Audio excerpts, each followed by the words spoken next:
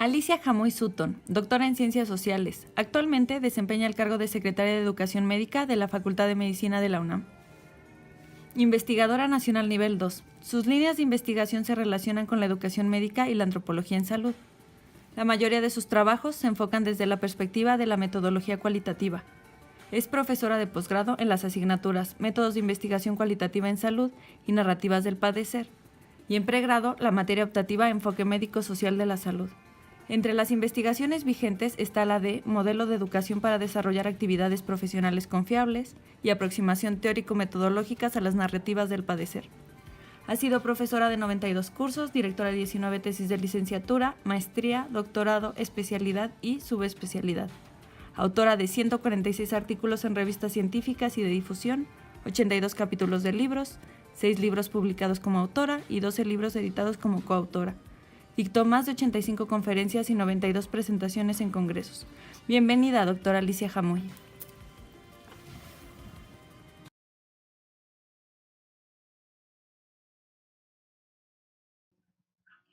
Gracias.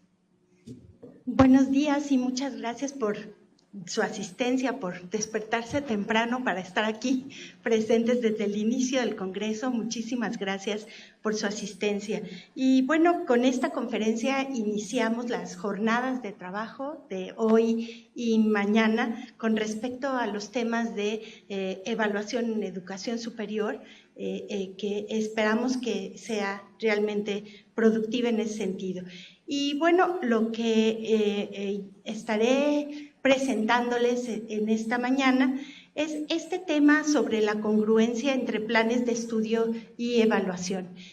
En realidad lo que, digamos, la premisa principal que aquí se va a desarrollar es que la evaluación no es en sí misma, es decir, no está desligada de los otros procesos educativos que tienen lugar de manera integrada. Es decir, no están separados de los programas, ni tampoco de las estrategias didácticas, ni tampoco de la realimentación, sino forma parte de ese continuo que en un momento dado se denomina educación.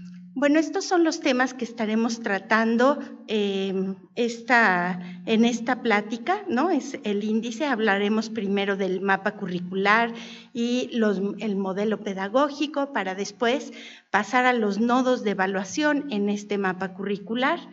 Después hablar de los efectos de la evaluación en la dinámica institucional, para pasar a reflexionar sobre la congruencia e incongruencia de la evaluación en este marco y finalmente haremos una reflexión sobre la integración del currículum, la didáctica, la evaluación y la realimentación. Así que si les parece bien, empezamos con el primer tema sobre el mapa curricular y los modelos pedagógicos, que en realidad lo que proponen son algunas definiciones básicas sobre a qué nos estamos refiriendo con cada uno de estos temas.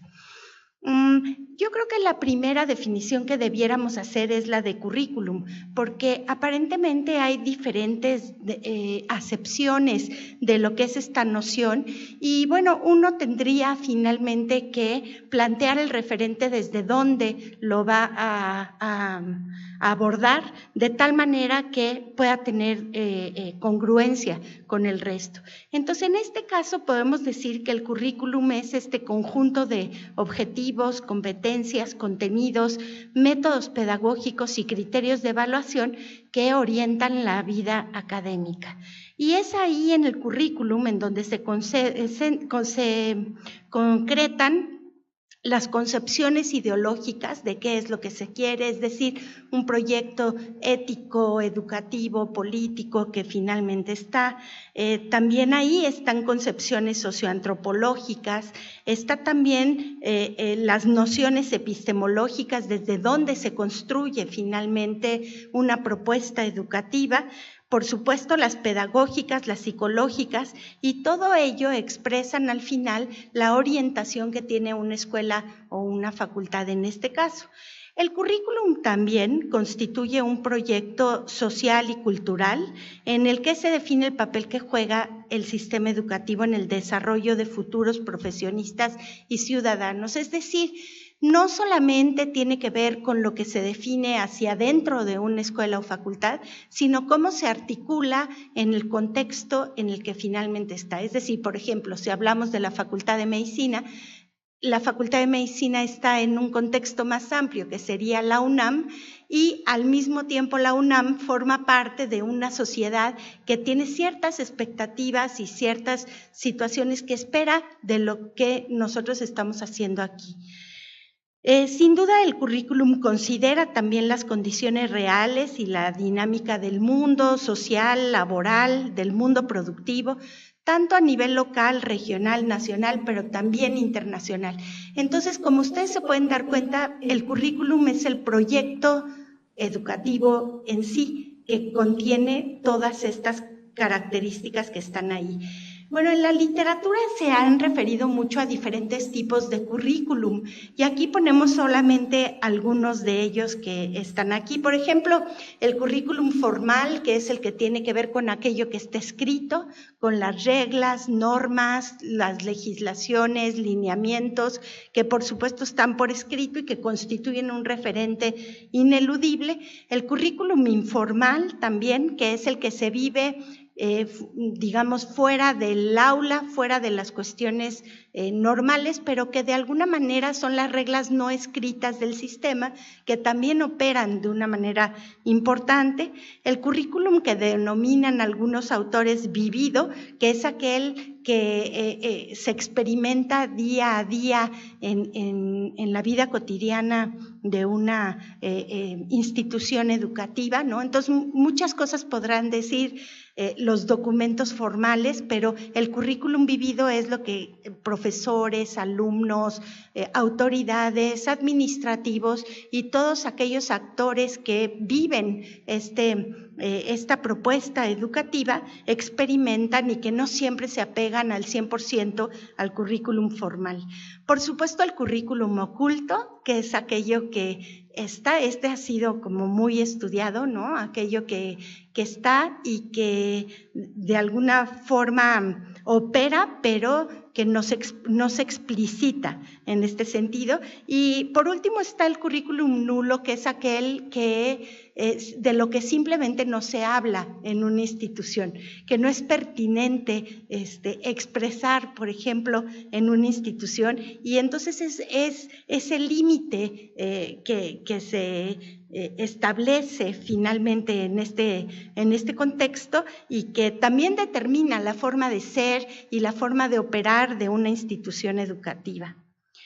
Sin duda el proyecto curricular conjuga muchísimas cosas. En el caso, por ejemplo, de la Facultad de Medicina, que es a la que me voy a estar refiriendo de manera frecuente porque es el proyecto curricular que más conocemos aquí, ¿no? En este proyecto se conjuga la teoría y la práctica, las áreas científicas, las áreas humanas y bueno, la manera más clara, digamos, o el documento más evidente en donde el currículum se explicita es en el plan de estudios. Y en el plan de estudios, entonces, se involucra la acción de los docentes, de los alumnos, de las autoridades, instituciones gubernamentales, privadas, la sociedad y todas las instancias involucradas en su desarrollo. Entonces ahora pasemos a hablar un poco sobre el plan de estudios. Podemos decir que el plan de estudios es una síntesis instrumental mediante la cual se seleccionan y se ordenan todos los aspectos de una profesión para fines de enseñanza y tiene como meta el perfil de egreso. Sin duda lo que orienta un plan de estudios es su perfil de egreso, porque es a partir de ese perfil de egreso que todos los contenidos se van a desarrollar para finalmente llegar a ese objetivo. En el plan de estudios los docentes juegan un papel verdaderamente importante. Son ellos los responsables de la puesta en marcha del plan y son ellos quienes guían las tareas que finalmente los estudiantes y todos los demás estarán realizando para dar respuesta a ese objetivo común que está representado en el plan de estudios y que finalmente tiene una dimensión curricular como habíamos visto. En fin, la representación gráfica de ese plan de estudios es lo que nosotros denominamos mapa curricular. Y es ahí donde se visualizan cuáles son los ejes que articulan, cuál es la organización de las asignaturas, las áreas, los módulos, cómo se establecen las relaciones verticales y las relaciones horizontales entre las asignaturas, las materias, las rotaciones, cómo se articula la teoría y la práctica en ese sentido, de tal manera que el mapa curricular se convierte realmente en un referente para todos los que forman parte de esa comunidad educativa. Podemos decir que un plan de estudios, para diseñar un plan de estudios, se pueden ubicar 3 alternativas. Por supuesto, lo principal es formular cuáles son las intenciones educativas que en un momento dado se tiene. Y para ello, entonces, podemos decir que se pueden centrar en diferentes circunstancias. Por ejemplo, los planes de estudios que están por objetivos generalmente se definen a partir de los contenidos que los alumnos deben aprender. Se considera entonces que estos contenidos tienen un valor intrínseco y son el punto de partida para seleccionar y planificar el resto de las actividades pedagógicas del plan de estudios. Entonces, bueno, este es el que más conocemos y el que tradicionalmente se ha desarrollado en muchas escuelas y muchas facultades que finalmente están ahí. Otra manera de formular las intenciones educativas es lo que tiene que ver con el establecer las actividades de enseñanza y aprendizaje en que participan los alumnos. Aquí las actividades entonces tienen un valor formativo, por lo que habrá que definir sus características y criterios de implementación. Este tipo de programas generalmente están basados en la epistemología constructivista, y lo que les interesa sobre todo son los procesos educativos a través de los cuales los estudiantes, los alumnos desarrollan pues su carrera, ¿no? Y finalmente tenemos aquí que las intenciones educativas están centradas principalmente en los resultados. Entonces, este tipo de planes lo que hace es precisar los resultados esperados del aprendizaje, de lo que los alumnos deben haber aprendido y puede demostrar, ¿no?, después del proceso educativo al cual finalmente estuvo involucrado. Los planes por competencias, que son los que nosotros vamos a enfatizar en esta plática, están más identificados o orientados a los resultados de aprendizaje que los otros que finalmente tenemos acá. Así que en esta propuesta de los resultados sí importa el proceso, pero también importa poder observar y registrar y medir cuáles son los resultados de aprendizaje que en un momento dado logran los estudiantes. Así que, bueno, es importante conocer esta situación. Bueno, sin duda, y por lo menos acá en la Facultad de Medicina, desde el Plan 2010, tenemos nuestro plan de estudios que está orientado por competencias, pero en el mismo formato de asignaturas que en un momento dado ha caracterizado la tradición del conocimiento de la medicina en este caso. Entonces, valdría la pena definir qué son las competencias, y en este caso, la definición más aceptada sería la de Epstein, quien las definió como el juicioso y habitual uso de la comunicación, los conocimientos, las habilidades técnicas, el razonamiento clínico, valores y la reflexión en la práctica diaria en beneficio de los individuos y las comunidades atendidas. En este caso, esta definición es, digamos, una definición bastante aceptada, aprobada, y pues es la que en un momento dado guía muchas veces este tipo de currículum por competencia. Sin embargo, en 2014, la AAMC, la Association of American Medical Colleges, también dio una definición de competencias específicamente para el pregrado de medicina, en este caso.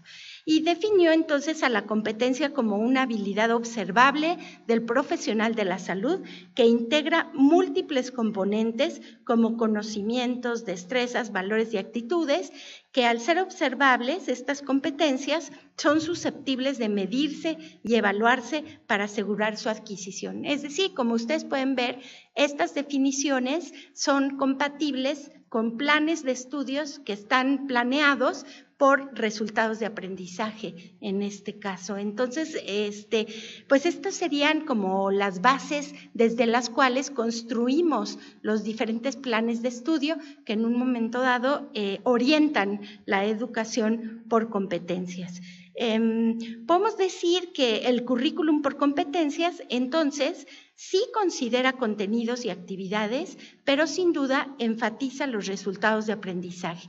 De ahí que la evaluación sea un componente central en este modelo educativo. Finalmente tenemos que medir y tenemos que observar y para ello necesitamos múltiples instrumentos de evaluación, estrategias claras de qué es lo que vamos a evaluar.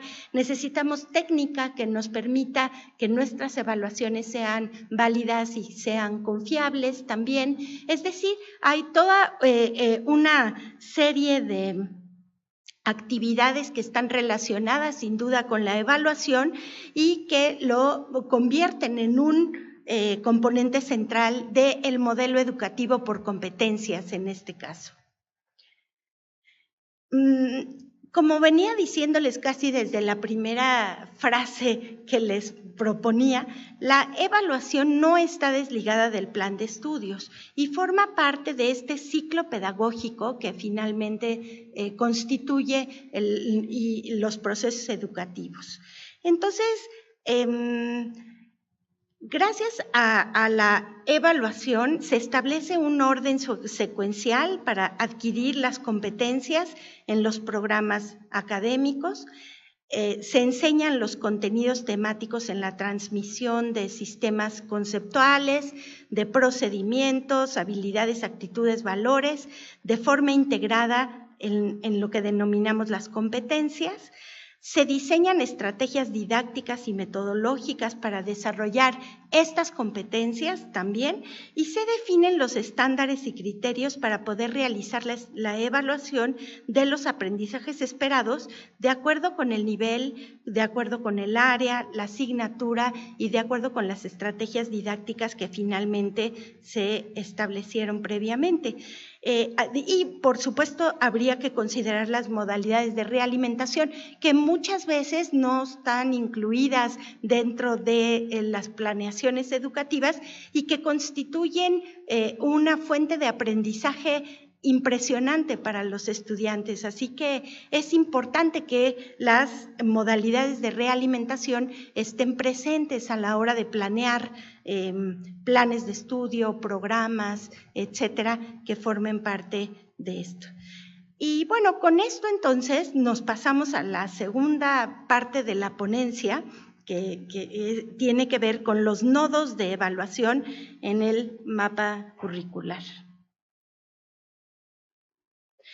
Y la pregunta entonces obligada aquí es, ¿cómo le hacemos para evaluar? ¿Cómo evaluamos? Y bueno, tendríamos que partir de una distinción importante en torno a los conceptos. No es lo mismo evaluar que calificar. Evaluar tiene que ver con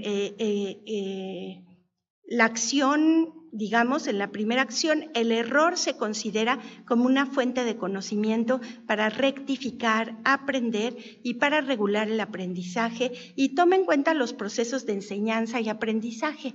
Generalmente, este tipo de actividades se realizan en una relación estrecha entre el profesor y el estudiante que den cuenta de este avance de poder reforzar aquellas áreas que los alumnos requieran reforzar y que pues están presentes.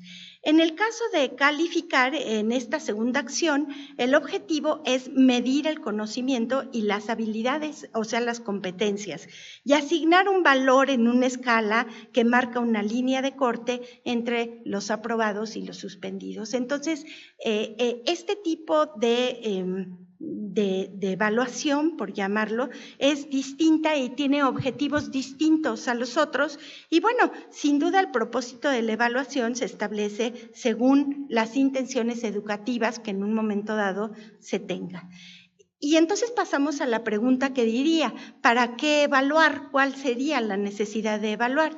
Y podemos encontrar dos tipos de razones. Por un lado, la razón pedagógica y por el otro lado, la razón social. La primera es la que está orientada a la mejora de los procesos de aprendizaje del estudiante y de y también de la enseñanza, no nada más el aprendizaje, sino la enseñanza de los docentes. Y en el caso de la razón social, está dirigida a la acreditación y a la certificación, es decir, que nosotros socialmente podamos dar un certificado de que esa persona es capaz y competente profesionalmente para desempeñar su tarea, ¿no? O su carrera o lo que esto significa. Lo ideal es que las evaluaciones sirvan para ambos propósitos, sin embargo, no siempre es así, ¿no? Y habría que decir que muchas veces los exámenes están orientados a una u otra razón.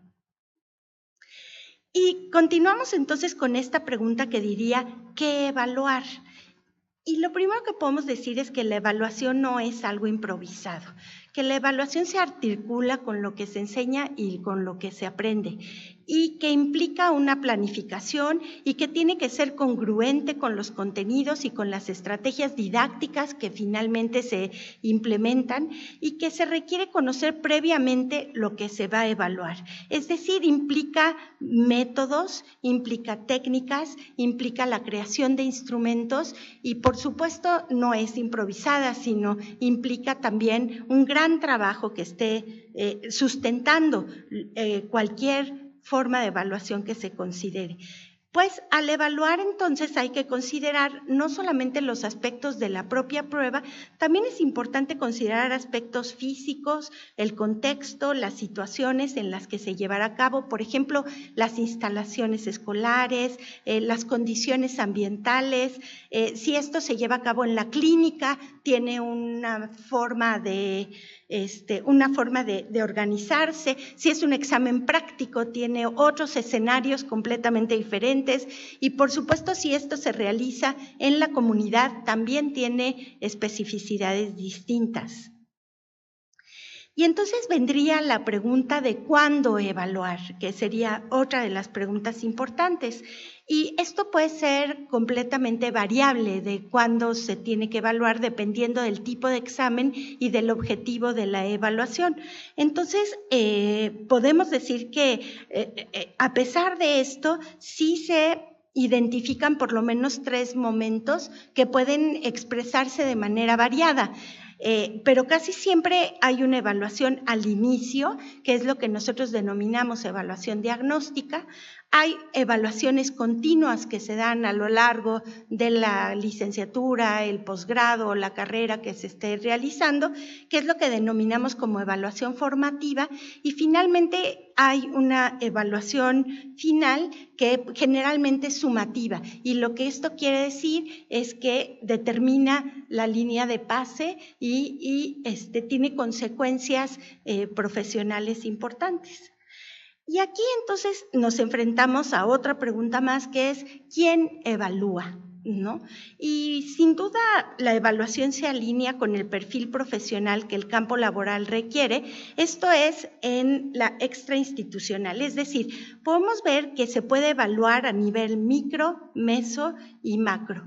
En el caso del macro estamos hablando que son organismos muchas veces extrainstitucionales que son quienes aplican instrumentos, exámenes, etcétera, para dar cuenta finalmente de el nivel que tienen los estudiantes. Como les comentaba aquí, pues se trata de instituciones, por ejemplo, el INEE o por la prueba PISA, o incluso en el campo de la medicina, el ENARM que los estudiantes presentan para las residencias médicas, o las certificaciones de los consejos, son evaluadores externos que en un momento dado dan cuenta del nivel. En el caso MESO, podemos hablar de evaluaciones institucionales. Y normalmente estas evaluaciones institucionales se alinean con el perfil de egreso y la intención educativa que se había expresado en el currículum, como nosotros lo habíamos visto. Por ejemplo, en el caso de la Facultad de Medicina, tenemos exámenes como los EAA, que son los exámenes del avance académico, que se van presentando a lo largo de la carrera hasta que finalmente llega el examen profesional. Y esos son, digamos, generacionales y no los hace el profesor que dio el curso directamente al estudiante. En el caso de lo micro, ahí sí es el profesor, ¿no? En la asignatura o en el módulo, es el profesor quien diseña, elabora, aplica, analiza y da a conocer los resultados de la evaluación, y es él quien lleva a cabo la realimentación. El proceso de realimentación es mucho más factible y mucho más productivo cuando se hace en lo micro.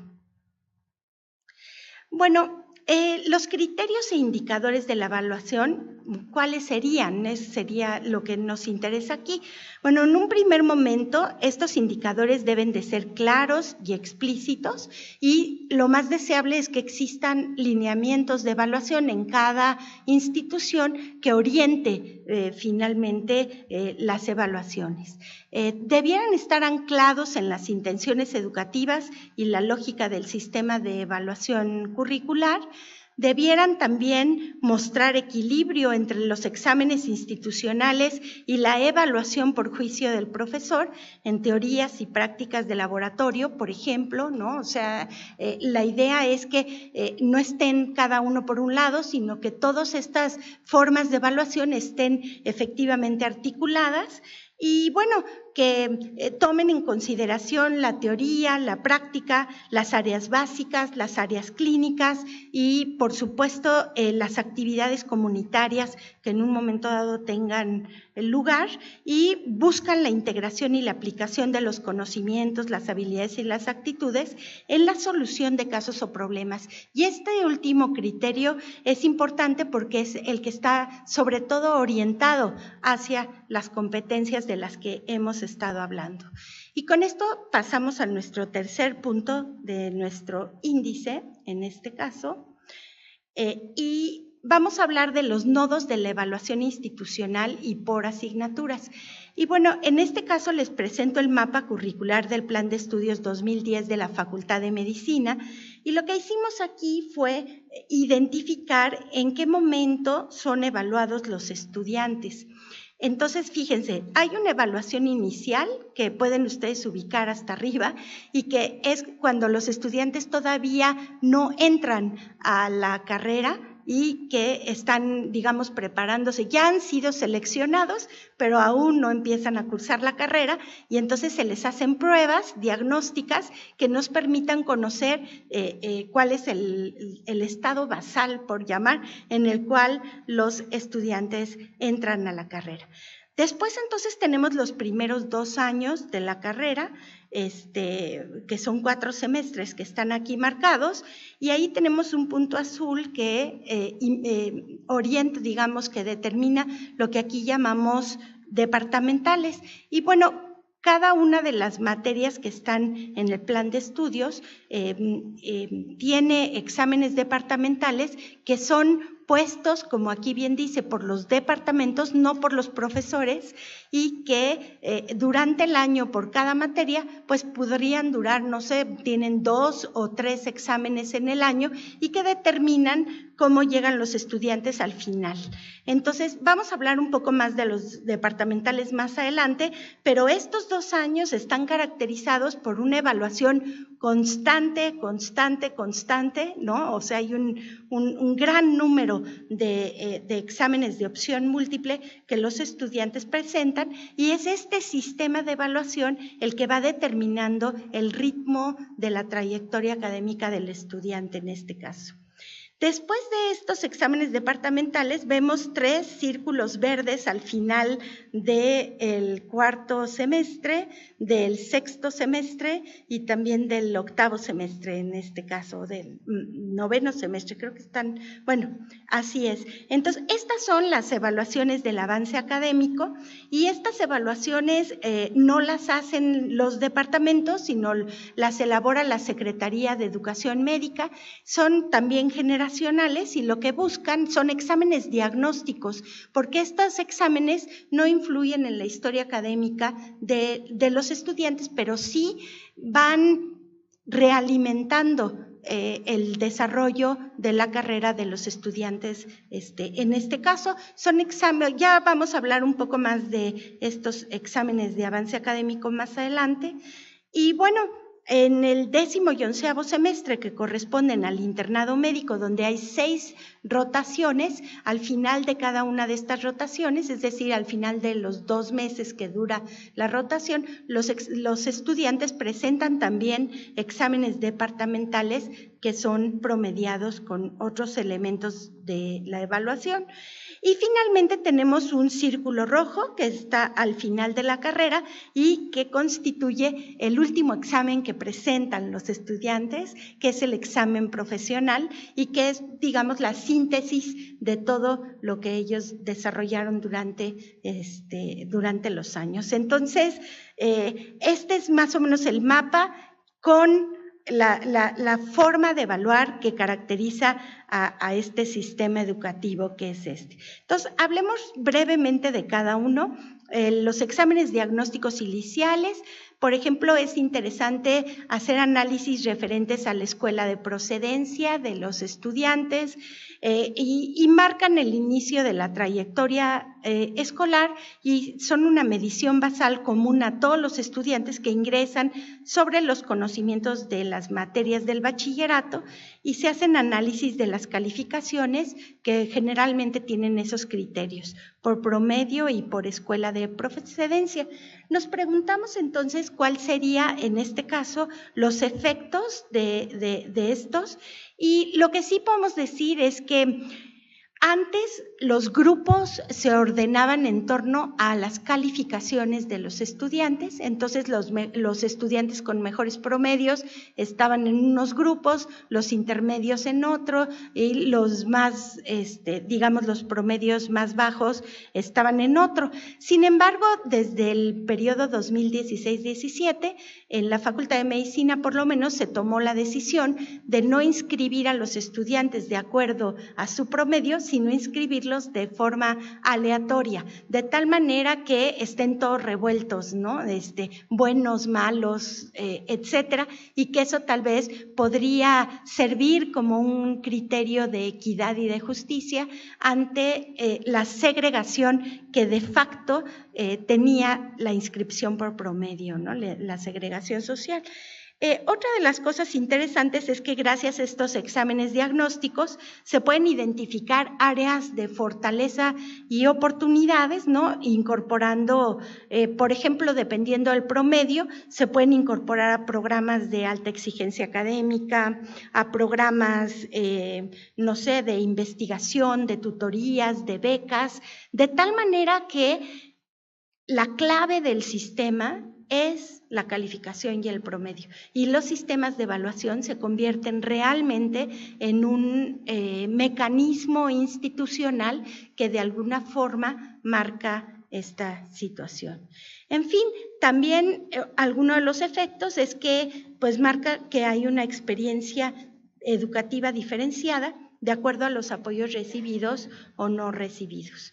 Y volvemos entonces al promedio y la trayectoria académica, y esto corresponde a la fase 1 de los departamentales, ¿no? El ritmo académico está pautado por este sistema de evaluación. La calificación constituye la clave para tener acceso a las ventajas que ofrece el sistema, como veíamos. Y bueno, un buen promedio permite tener una mejor trayectoria académica, mejores profesores, acceso a espacios educativos de mayor calidad, lo que puede devenir, como les decía, en segregación social. Con respecto a los departamentales, también podemos decir que en el currículum formal los exámenes departamentales están diseñados, aplicados, analizados y realimentados generalmente por el departamento, que es el que imparte la asignatura o estos módulos, y los presentan todos los estudiantes que están inscritos, independientemente del grupo al que pertenezcan. Entonces, los exámenes departamentales actúan como un igualador del conocimiento. Con respecto al currículum oculto de los exámenes departamentales, podemos decir que influyen en el ritmo académico de la institución, en el clima de competitividad y colaboración entre los estudiantes y en el acceso a los recursos educativos digitales o impresos en la biblioteca, por ejemplo. Es decir, hay mucha competencia por tener un mejor promedio que los compañeros, y esto lleva muchas veces a prácticas de colaboración, pero otras veces no necesariamente es así. Las prácticas se vuelven más bien competitivas, ¿no? Sacar antes el libro de la biblioteca, aunque se sabe que otros estudiantes que lo necesitan no tendrán acceso a él, etcétera, ¿no? Hay muchas prácticas que se generan alrededor de esta situación. La relevancia de estos departamentales se relaciona entonces con el porcentaje asignado en el promedio al estudiante. En el caso de la Facultad de Medicina, en la fase 1, el 50% de la calificación corresponde a los departamentales y el otro 50% le corresponde al juicio del profesor, pero a su vez se puede dividir en varias cosas. Una parte corresponde al profesor de teoría, otra parte corresponde al profesor de prácticas y así sucesivamente, de tal manera que la complejidad de la construcción de esta cifra que constituye la calificación está ahí. En fin, también podemos decir que los departamentales tienen algunas ventajas, como la homologación de la enseñanza y la evaluación, ¿no? Los contenidos temáticos finalmente son los mismos para todos los estudiantes que están. Y también los departamentales constituyen una gran herramienta para la regulación administrativa de la historia académica de miles de estudiantes. O sea, en el caso de la Facultad de Medicina, sí estamos hablando de varios miles de estudiantes que son regulados, digamos, a través de servicios escolares con este tipo de calificaciones. De tal manera que en poblaciones masivas se convierte en un mecanismo efectivo de inclusión y de exclusión educativa. Eso sucede. Los estudiantes prefieren estudiar de los libros para presentar un departamental que basarse, por ejemplo, en lo que vieron en clase con el profesor. Entonces, casi que los estudiantes piden y dicen, dígame, profesor, ¿de qué libro tengo que estudiar para presentar el departamental? Esto de alguna manera hace que no sea compatible lo que ellos están estudiando para el departamental con lo que ellos están viendo en el salón de clase, y entonces muchos de ellos dirían, ¿qué sentido tiene ir a clase si finalmente aprendo el libro, presento el examen y voy pasando, ¿no? la materia? De ahí que, por ejemplo, haya criterios como que los estudiantes requieren del 80% de asistencia para poder tener derecho a examen, ¿no? Es lo que sucede. En fin, estos exámenes departamentales muchas veces están orientados a explorar conocimientos y privilegian muchas veces más la memoria que la integración y la aplicación de los conocimientos. Y bueno, devienen en lo que decíamos diferentes tipos de estudiantes que se clasifican aquí. Por ejemplo, los más selectos o digamos elitistas serían los del PCEM, el programa combinado, en donde, bueno, son pocos estudiantes al año. Después vendrían los estudiantes PAEA, de alta exigencia académica, los estudiantes regulares, que son los que llevan su historia académica de una manera esperada, los repetidores y finalmente los desertores. Estos serían los tipos de estudiantes que se generan aquí. Hay evaluaciones teóricas y evaluaciones prácticas. Los profesores de teoría en el aula y de práctica en el laboratorio, en la clínica o en la comunidad, no siempre se coordinan en este proceso evaluativo.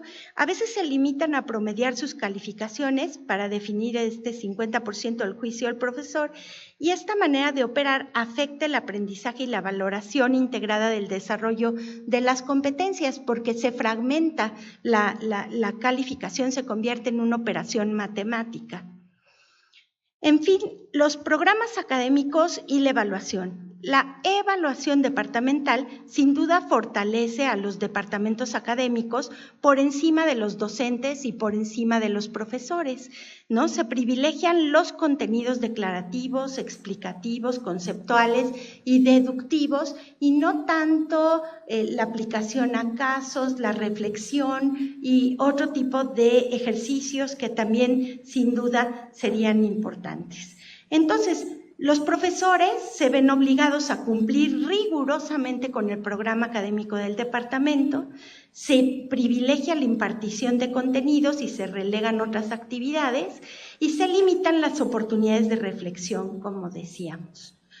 Uno de los efectos más claros de esta forma de evaluación es el alto índice de reprobación. Entonces, el número de departamentales en el año, como decíamos, depende de cada asignatura. Las calificaciones en algunas materias son muy bajas y el índice de reprobación muy alto. Por ejemplo, en anatomía tenemos cerca del 50% de los estudiantes que reprueban. Por lo tanto, el estudiante requiere en este sistema, el estudiante requiere aprobar todas las materias obligatorias, que eso es lo que le va a permitir pasar al siguiente ciclo. No puede deber ninguna. Eso hace que las generaciones, o sea, el índice de reprobación sea muy alto y que los estudiantes tengan que realizar 2 veces el mismo año para poder proseguir en su carrera.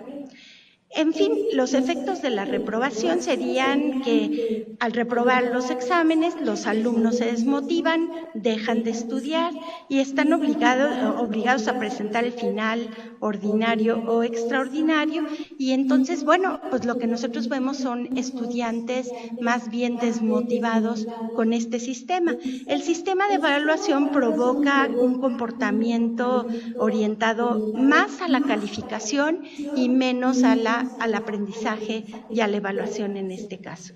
Y ahora entonces pasamos a reflexionar sobre las evaluaciones institucionales, estas que denominamos EAA y el examen profesional.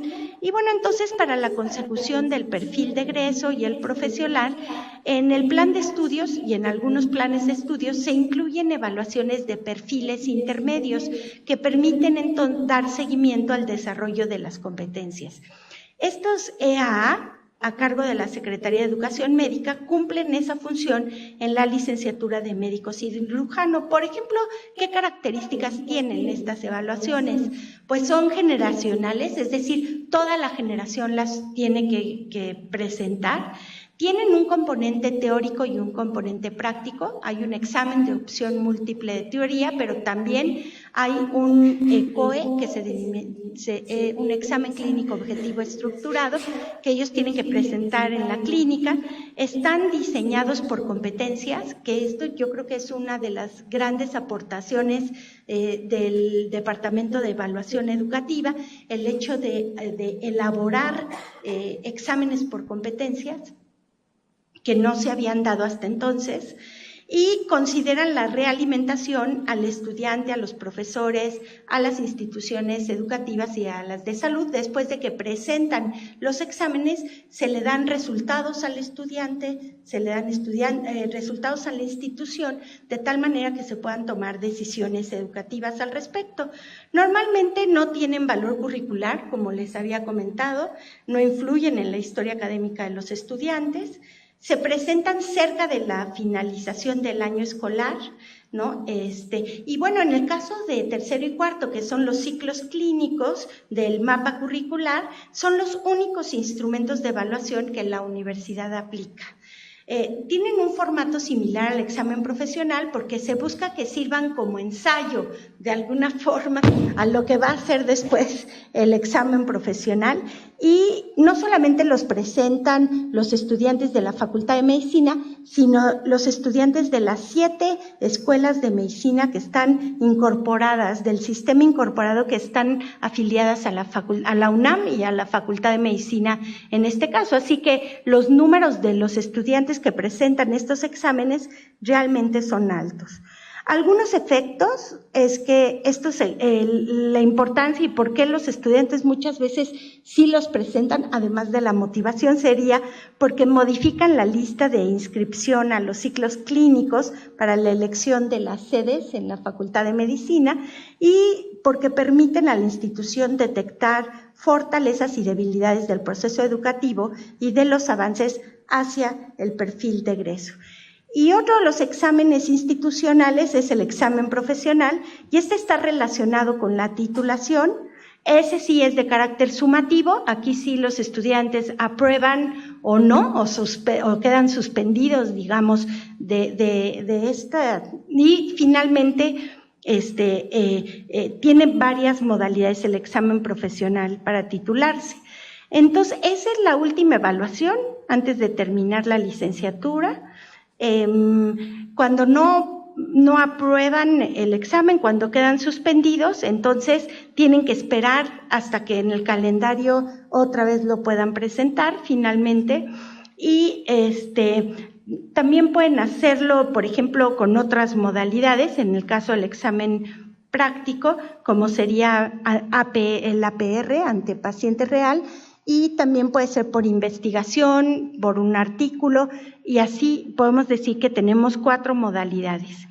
Pasamos entonces al cuarto punto de nuestra plática, que tiene que ver con la congruencia e incongruencia de la evaluación. Sin duda, en este modelo evaluativo, en este sistema, podemos identificar que existen tensiones, hay articulaciones, pero también se generan tensiones, como lo hemos visto a lo largo de esta plática. Es común ver que se privilegian los saberes eruditos sobre los prácticos. También es común que se examine la memoria, que la integración o la aplicación del conocimiento. También vemos que se establecen criterios para definir los patrones y determinar el mérito y la línea de pase, o que se relacionan con las enseñanzas en el aula. La pregunta es entonces, ¿quién y con qué criterios se definen los estándares? Y esa es una de las preguntas importantes que nos hacemos en torno a la evaluación. Y finalmente, habría que ver también el problema de la ponderación, por ejemplo, de las evaluaciones teóricas frente a las evaluaciones prácticas, ¿no? Y esto tiene que ver específicamente con el currículum, con la didáctica y la evaluación en los departamentos. Sin duda, la evaluación está al centro del proceso educativo, eso es una realidad que está ahí, ¿no? El problema es cuando se sobredimensiona, y este sobredimensionamiento lleva a que la didáctica quede relegada, a que la relación profesor-estudiante pase a segundo término y a que, de ser conceptual, se convierta en un problema técnico de medición. O sea, es importante tomar en cuenta que, aunque sí podemos entrar en la lógica paramétrica de la evaluación, es importante no perder de vista el contexto en el que finalmente se da la evaluación. Y tampoco hay que despreciar todo lo que sucede alrededor de ella. Es muy común que los estudiantes expresen angustia, presión, que estén estresados con los procesos evaluativos, y eso es otro de los aspectos que sin duda tendríamos que tomar en cuenta. Y ya para finalizar, me gustaría plantear la última parte, que es hacia la integración del currículum, la didáctica, la evaluación y la realimentación. Y bueno, hay varios retos a los que nos tendríamos que enfrentar para que efectivamente esta congruencia se dé. Entonces, tendríamos que transitar de una visión instrumentalista de la evaluación a otra en donde la evaluación sea entendida como un resultado de aprendizaje. Y ese es un reto de las universidades, sobre todo de las universidades que tienen una gran matrícula, como es el caso de la Facultad de Medicina de la UNAM. Habría que minimizar también la fragmentación del ciclo pedagógico, de tal manera que pudiéramos articular las actividades con el programa, con finalmente también las formas de evaluación y realimentación, y habría que lograr que la evaluación no quede desvinculada del proceso pedagógico y que se articule a los aprendizajes al trasladarlos a las competencias. Es decir, sin duda los contenidos y los conocimientos son importantes, pero el gran reto es cómo estos finalmente pueden transitar hacia las competencias en ese sentido. También otro de los retos es incorporar la amplia participación de los docentes en el diseño y la elaboración de los exámenes. Muchas veces el departamento es quien asume las funciones de la evaluación y deja a los profesores a un lado. Ellos no conocen esos exámenes, no pueden realimentar a sus estudiantes con respecto, por ejemplo, a los departamentales, y quedan muchas veces relegados. Lo que tenemos que hacer es incorporarlos a la evaluación, hacerlos partícipes de este tipo de ejercicios institucionales que finalmente fortalecerían incluso a los propios departamentos. Habría que afianzar por medio de las evaluaciones el aprendizaje significativo para lograr que los índices de olvido disminuyan después del examen, ¿no? Que eso es muy común. 3 días antes estudian, se meten cualquier cantidad de información y de capítulos de los libros, pero después del examen, al poco tiempo, los estudiantes olvidan todo esto. Y habrá que considerar la evaluación más como un recurso educativo que como un instrumento de regulación institucional. En fin, algunas de las propuestas serían equilibrar los conocimientos tradicionales de las disciplinas y la creatividad e innovación educativa para mejorar la comprensión y el aprendizaje. Es decir, es tan importante la información transmitida como la forma de enseñarla y evaluarla, de tal manera que tenemos que darle tiempo a la reflexión y no solamente saturar con contenidos a los estudiantes. Habrá que incorporar la reflexión para relacionar las prácticas educativas con las modalidades de evaluación en ejercicios que incluyan la realimentación, y también estimular la participación y responsabilidad de la comunidad académica en los procesos de evaluación para vencer actitudes de conformismo que muchas veces asumen profesores y estudiantes frente a la evaluación institucional. Por lo tanto, tenemos un campo enorme para innovar, para mejorar el diseño y la construcción de criterios de evaluación, para que las actividades en las que participan los estudiantes y los profesores y las instituciones también se vean beneficiadas en este caso, y habrá que dosificar los temas y los procedimientos evaluados en cada instrumento. Hay que repensar los instrumentos de evaluación en función del currículum, y habrá que permitir que la actualización de los saberes profesionales también permee en las estrategias de evaluación.